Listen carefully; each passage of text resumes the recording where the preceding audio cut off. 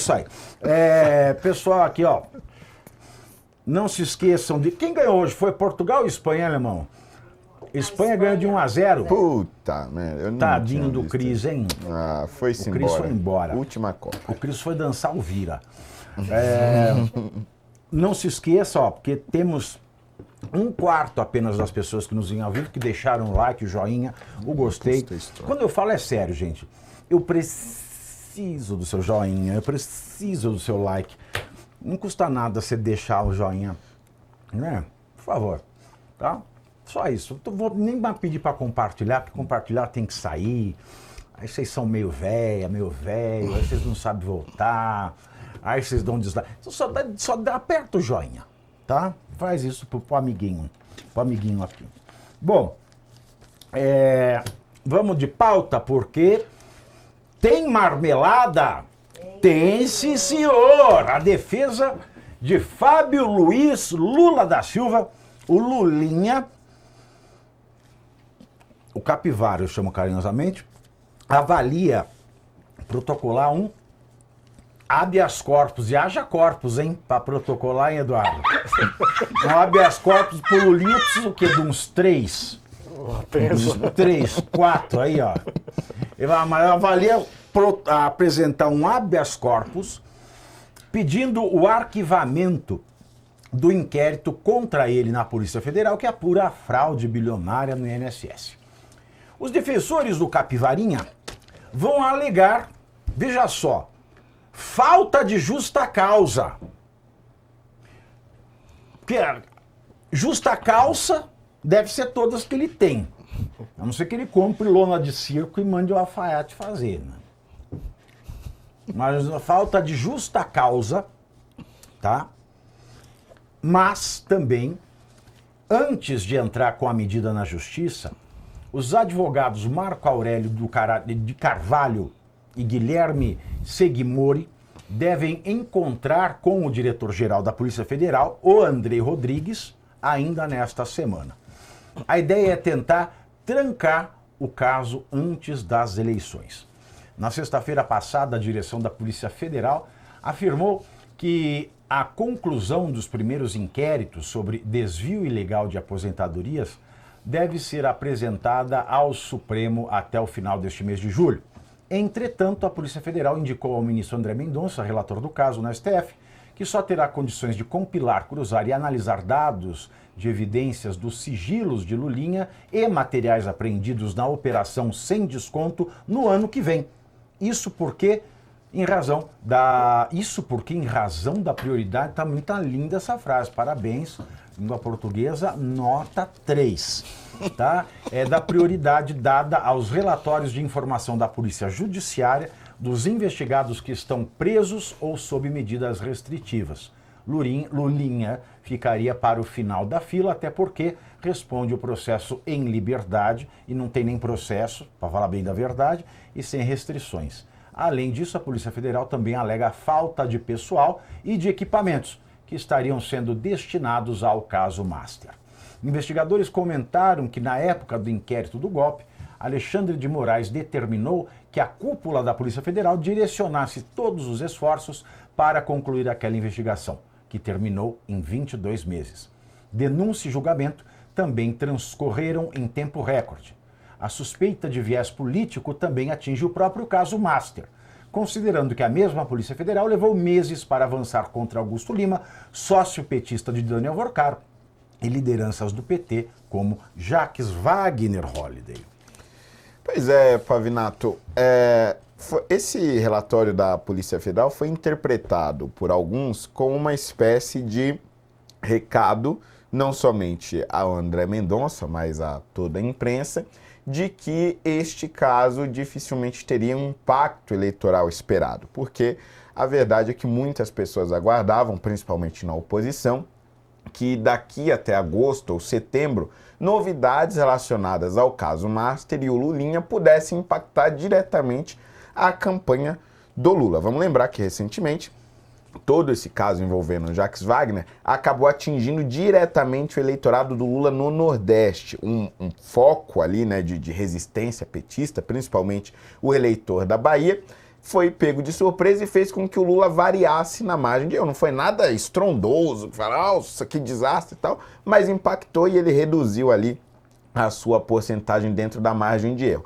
E a expectativa era de que um caso mais forte envolvendo o Lulinha pudesse impactar mais diretamente essa votação do Lula e, portanto, acabar favorecendo Flávio Bolsonaro. Me parece que quando a PF traz este relatório, ela está dizendo claramente, olha, não vai ter nada daqui até lá, porque tem muito volume de coisa a ser analisada, poucos agentes para analisarem e, além disso, o Lulinha, como está respondendo em liberdade, vai ficar lá para o final da fila, ou seja, vai ser analisado mais para o final do ano mesmo. Agora, se a gente juntar, Eduardo, direito constitucional, direito criminal e direito eleitoral, a gente tem um cenário curioso.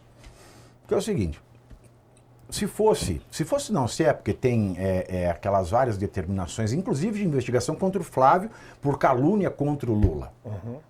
Né, que o Alexandre de Moraes pediu para o Gonê pedir, para a polícia investigar, para o Gonê poder pedir o que o Moraes pediu, que é para ele indiciar e depois denunciar. Sem representação do Exato. Lula. É isso, porque é assim, aquela coisa bem Brasil, que é bem bolado brasileiro. Então, se a gente olha o princípio da isonomia da Constituição, se a gente olha também a estrita legalidade que deve ter no processo penal, inclusive nas investigações. E se a gente vê aquele quimérico princípio que é da paridade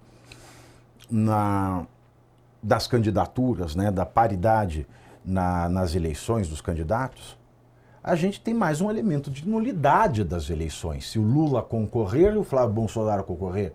Porque se é contra a família Bolsonaro ou o próprio Flávio, a polícia corre. Se é contra a família do Lula, a polícia se retira. Então a gente vai ter mais um elemento que agora é policial para descredenciar o resultado dessas eleições, se isso acontecer, é claro. Sim, Pavinato. Inclusive, né, deixa muito claro a própria situação que ele fala que não teve justa causa.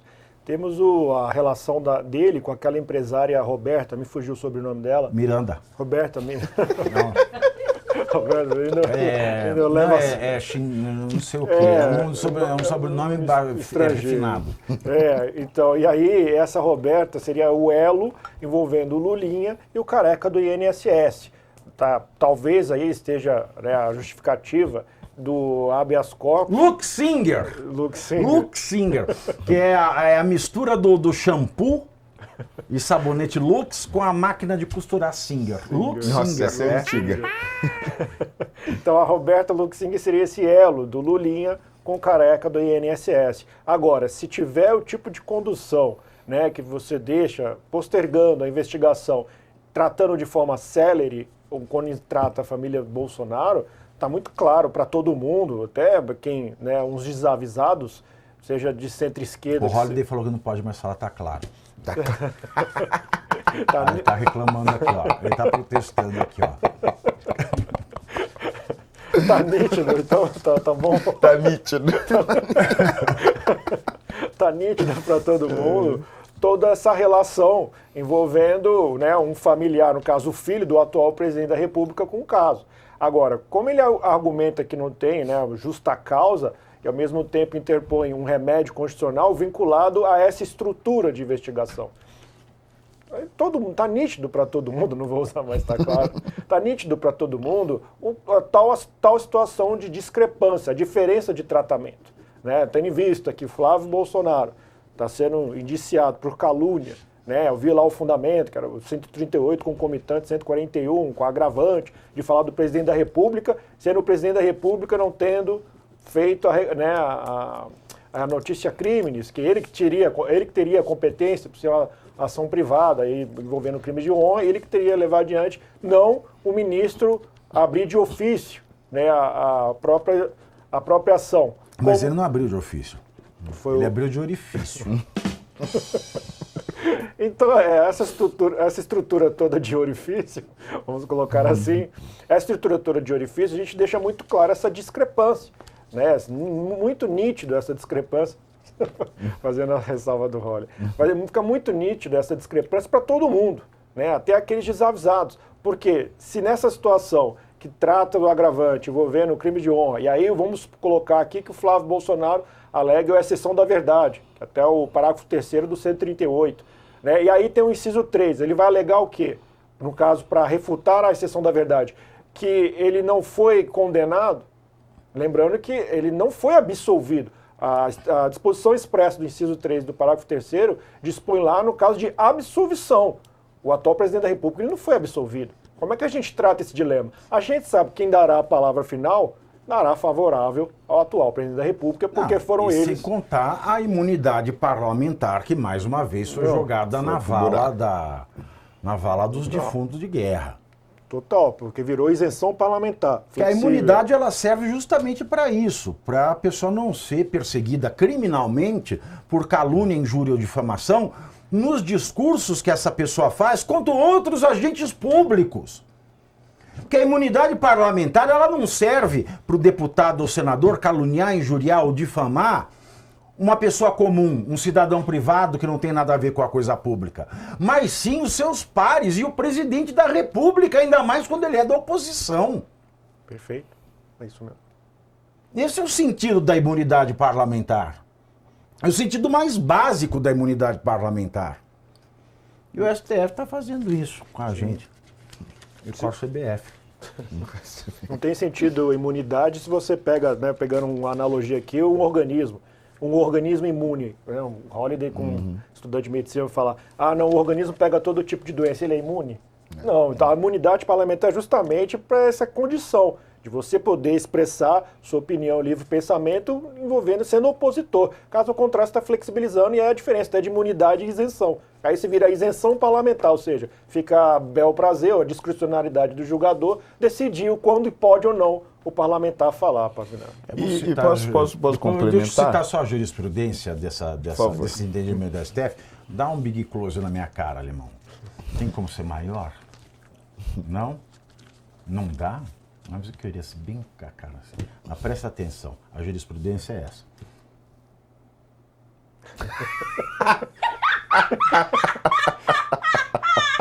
Holiday. Não, eu queria relembrar uma discussão que teve na Constituinte de 88, né? Onde foi relembrado um caso por muitos deputados da época, aliás, muitos constitucionalistas da época, que diziam do caso do deputado Chico Pinto. Foi um deputado ainda no regime militar, do MDB, portanto, oposição ao regime. Havia lá aquele regime bipartidarista, a Arena defendendo o governo militar e o MDB fazendo oposição a este governo. E ainda no princípio, se eu não me engano, no governo, ou início do governo Costa e Silva, ou final do Castelo Branco, você tinha uma certa liberdade. O Pinto era democrático ou ele estava na Arena? Era democrático. Tá. E você teve ali um discurso muito duro do Chico Pinto à visita. O Pinto foi duro. O Pinto foi muito duro. Não, mas essa história é uma história verdadeira. É uma história venérea, uma história venérea. O Pinto foi muito duro naquela época. O discurso dele foi muito enfático contra a visita contra a visita do então ditador chileno. Ele chegou a ser grosseiro, Pinto. Do Francisco Pinto. O Pinochet. Quando o Pinochet veio pra cá, o Chico Pinto foi na tribuna e fez um discurso ali muito enfático. Não, foi Castelo Branco, agora eu lembro. E o Castelo Branco foi lá e tentou obrigar o Congresso Nacional a caçar o Chico Pinto, porque havia toda aquela imagem institucional, não, ainda tem independência dos poderes e tal. Cortaram o Pinto? Não cortaram Não o Pinto.